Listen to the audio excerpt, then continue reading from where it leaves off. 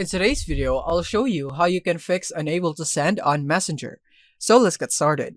So first of all is that you want to try updating your Messenger app because it might be outdated and that is why it is sending or making that error. So make sure you go into your app store, update your Messenger app. So if there is an update button available, you want to tap on it to install the update. Or you want to go into your Play Store if you're in Android.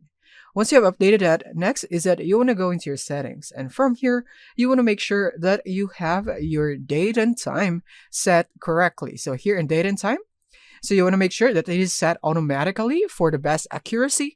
And then once you have made sure of that, the next thing that you'd want to do is you would want to go into Messenger now. So I'm just going to go here and I'm just going to open my app. And now I'm here.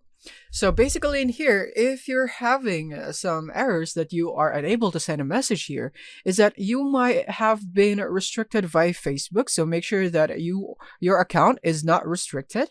If so, then you should be able to send messages no problem.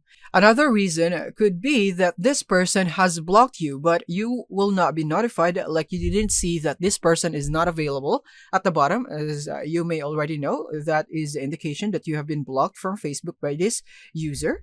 So it could be that they just blocked you in Messenger and it would not show you that they have blocked you, but instead it will just say that you are unable to send message to this person. In that case, the only solution would be to get unblocked by this user on Messenger, and that way you'd be able to send messages again. So maybe try messaging them in other platforms and tell them to unblock you here.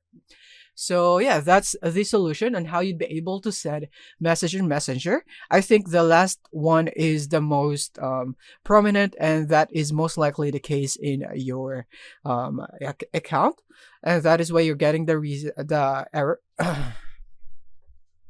And that is why you are getting the error. So that's it. Thank you for watching and see you in the next one.